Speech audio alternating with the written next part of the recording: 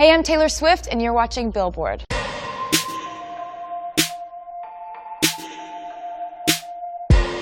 to meet you, where you been? I could show you incredible things. Magic, madness, heaven, sin. Saw you there, and I thought, oh my God, look at that face. You look like my next mistake. Looking back on this year, the biggest high point for me was seeing everyone's reaction to the album. This album has reached more people in different and new ways than any of my music had in the past. On the flip side, the biggest challenge of this year actually was convincing members of my own team that this was a good call.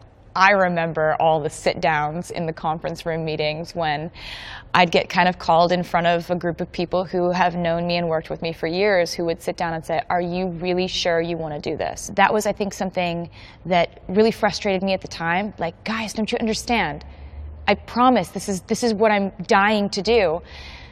The biggest kind of struggle turned into the biggest triumph when it worked out. The players gonna play, play, play, play, play, and the haters gonna hate, hate, hate, hate, hate, baby. I'm just gonna shake, shake, shake, shake. When Shake It Off came out, I was so excited that it went straight to #1 and that it went #1 on the Hot 100, that it stayed at #1 on Pop Airplay, that it was #1 on iTunes. This album and this creative lane change for me was all done on my terms, which meant that if it hadn't have worked, without a question, it would have all come down on me, and it would have been, "Taylor, that was a bad idea you had." I was really happy that it was everybody celebrating rather than looking at me and going, "Well, good one, Swift."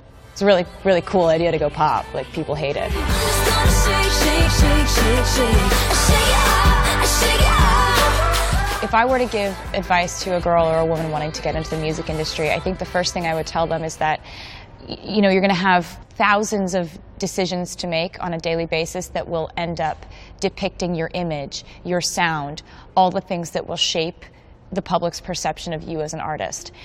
Let those decisions be your decisions. Don't let them be some man in a suit's decisions or some A&R guy wearing a beanie. And most of all, creatively, I think you should steer the ship. And it said, welcome to New York. It's been waiting for you. Welcome to New York. Welcome to New York. Looking back over 2014, what was the high point for you? What is that even? Is it a spaceship? Nobody cares that I want to get home to see my cats and watch Friends.